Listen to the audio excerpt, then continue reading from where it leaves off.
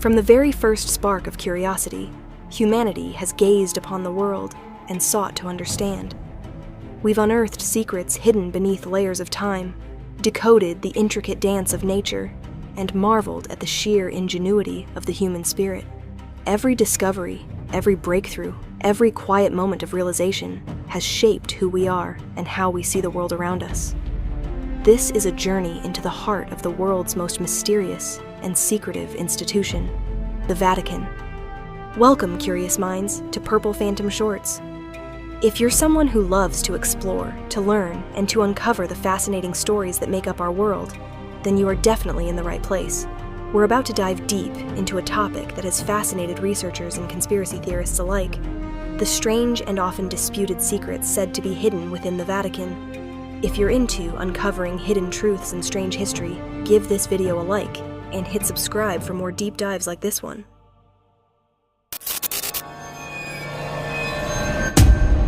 Purple Phantom Shorts.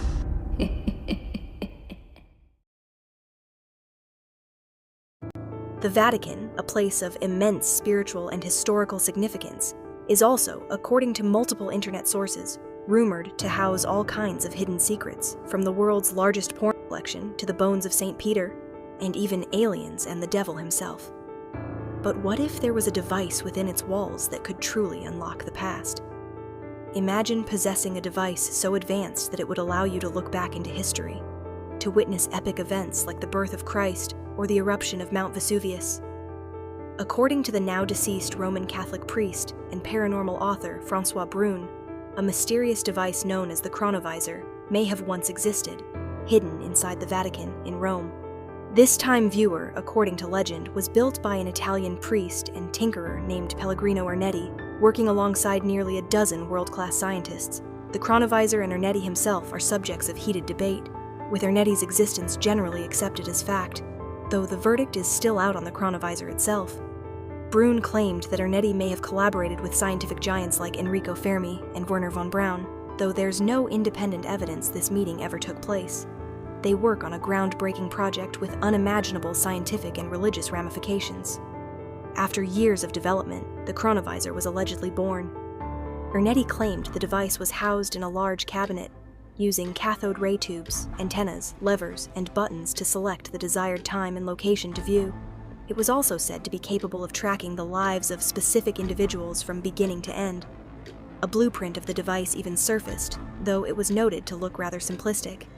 Technically, the machine supposedly worked by receiving, processing, and descrambling residual electromagnetic energy left behind from historical events. This energy also contained sound wave fragments, allowing users to not only see, but also hear into the past.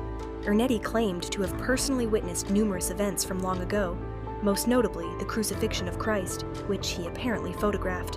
In 1972, this image was published in an Italian magazine, but despite its authentic appearance, it was later proven to be a mirror image of an intricate wood carving by sculptor Lorenzo Coletti.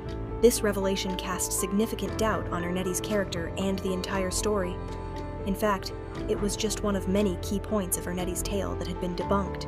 An anonymous family member even claimed that Ernetti admitted to his part in the hoax on his deathbed, deeply regretting his actions, though he had only intended to draw non-believers to Christ and strengthen the faith of those who already believed. Despite these unsubstantiated claims, up until his death in 1994, Ernetti remained adamant that the device was real and had been stashed away in the Vatican to prevent it from falling into nefarious hands. Ironically, years before his death, some versions of the story claim the Vatican warned that using such a device would lead to excommunication, though no official decree to that effect is publicly documented. Today, Brune, Ernetti, von Braun, and Fermi are all deceased, and the Vatican isn't talking, leaving the truth about the Chronovisor to remain a mystery. Next, let's turn our attention to something even more overtly supernatural: grimoires. These are books containing magic spells and invocations.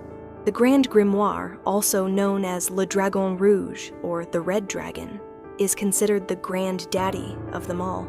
Shrouded in myth and lore, this black magic tome may date back to the early 19th century, though it could have been written in the early 1800s and passed off as older. Its authorship is debated, with some attributing it to a shadowy figure named Antonio Venetiana del Rabina, while other sources claim it was written by the mythical Honorius of Thebes, who may or may not have existed. If Honorius was real and an occult author, some suggest he was possessed by the devil when he wrote it, which would certainly explain its grim content.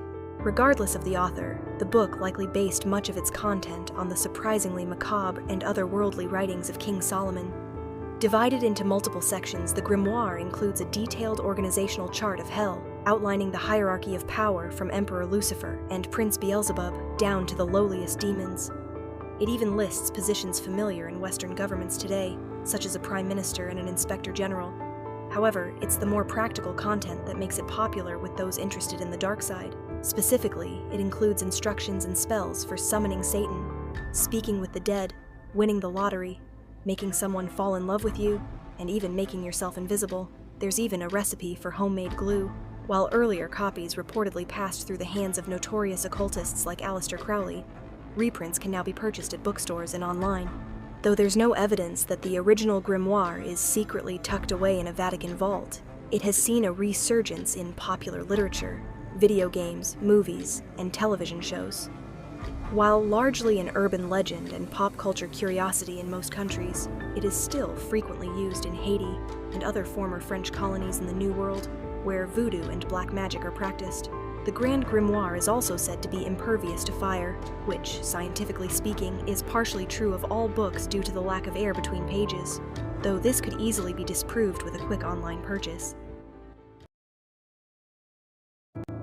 Moving from ancient texts to prophetic visions, we come to the miracle of Fatima, also known as the miracle of the sun. This refers to a series of religious apparitions supposedly viewed by 3 children near Fatima, Portugal, between May and October of 1917. In each vision, the children, aged 7 to 10, claimed to have seen the Virgin Mary in the sky, who revealed 3 secrets about momentous future events.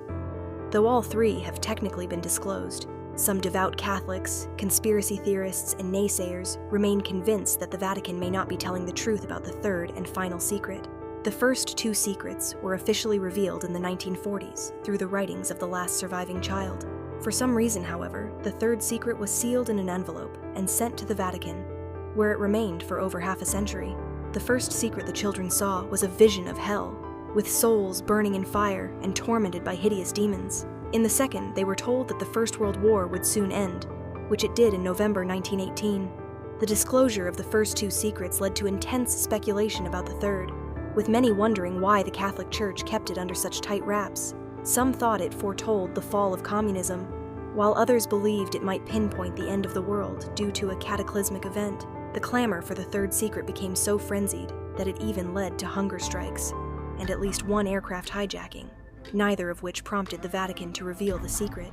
Then, in 2000, without much warning, the Church disclosed that the Third Secret of Fatima had been the foretelling of the assassination attempt made on Pope John Paul II in 1981. On May 13th of that year, the anniversary of one of the 1917 apparitions, John Paul was shot 4 times by Turkish assassin Mehmet Ali Agca as he drove through a crowd in St. Peter's Square. The Pope suffered severe blood loss, but survived, and Agca was immediately apprehended. At trial, the gunman claimed the botched assassination was connected to the Third Secret of Fatima. Though sentenced to life in prison, Agca was later befriended by the very Pope he tried to kill. Until his death, John Paul II maintained that his life had been spared by the visions in Fatima.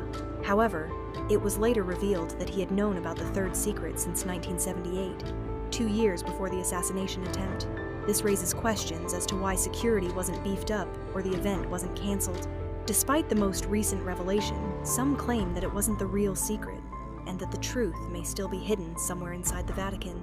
In 1996, a Vatican spokesperson stated that there was nothing particularly worrisome in the message, and releasing it before the predicted event would have caused undue consternation and led to confusing religious prophecy. Ardent traditionalists suspect that the real Third Secret had nothing to do with the attempted assassination of the Pope, but rather foretold a coming rift inside the Church, specifically the heretical reforms instituted by the Second Vatican Council. Finally, let's explore a more obscure but equally intriguing item, the Essene Gospel of Peace, translated, written, and revised numerous times by Hungarian linguist, philosopher, and health enthusiast Edmond Bordeaux Szekely between the 1930s and 1970s. This enigmatic work may have been based on ancient manuscripts hidden inside the Vatican.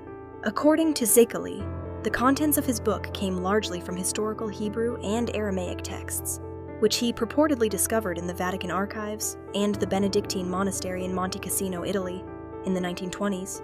However, the Vatican claims that the artifacts to which Szekely referred don't officially exist, leading many scholars and historians to consider his work an outright hoax. Furthermore, the Vatican claims there's no record of Szekely visiting the archives. Unfortunately, verifying either Szekely's or the Church's claims is difficult, as breaking into the Vatican is impossible, and Monte Cassino and its historical items were destroyed during World War II. What's unique about Szekely's case is that, unlike other possibly earth-shattering items secreted away in the Vatican's vaults that deal with weighty issues like assassinations and end-of-day scenarios, the Essene Gospel of Peace's message is centered around the relatively mundane topics of health and diet.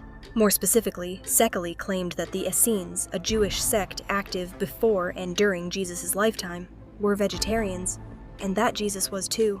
While this might not seem controversial, both Szekely and his work were, and still are, mercilessly ridiculed and criticized. This raises the questions: why did expounding the virtues of a healthy lifestyle create such a furor? And does the Vatican have a motive to obscure the fact that Jesus was a vegetarian, if he really was one? Szekely supported his case by pointing out that some of what he discovered was similar to passages in the Old and New Testaments, and later to those found in the Dead Sea Scrolls, which were discovered in 1947, more than a decade after his work was first published. The scrolls provided a first-hand look into ancient Jewish practices and beliefs that had only been vaguely alluded to in the Bible. Szekely's critics found it suspicious that he updated and republished his work shortly after the scrolls were discovered, seeing it as proof that he was trying to use the popularity to sell more books. However, he had already revised his book numerous times before, and he readily admitted that the scrolls supported his work, and that continually updating content was vital to spreading his word, which he claimed was only aimed at keeping people open-minded, happy, and healthy. Undeterred, Szekely continued refining his work and began traveling abroad, expounding the benefits of healthy living and trying to convince his critics that he wasn't just peddling some New Age bunk to get rich. He lived in England before moving to America and marrying a prominent New York vegetarian in 1940.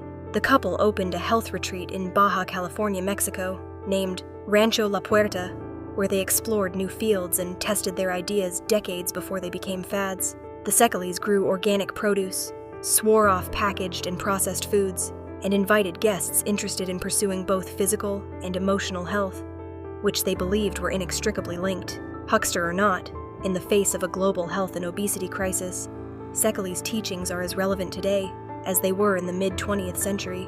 Rancho La Puerta continues to operate as a health spa and eco-resort, still owned by the Szekely family, spread over 3,000 acres of desert landscape southeast of San Diego. It boasts numerous gardens, nearly 90 well-appointed rooms, a cathedral, and an impressive art collection. And so, we've journeyed through some of the most intriguing and controversial secrets allegedly hidden within the Vatican. From legendary devices that claim to glimpse the past, to prophetic secrets still debated today, the mystery surrounding this ancient institution endures, whether fact, fiction, or something in between. What do you think? Fact or fiction? Drop your thoughts below, and if you enjoyed this mystery, like and subscribe so you don't miss what's next. Until next time, stay curious, stay questioning.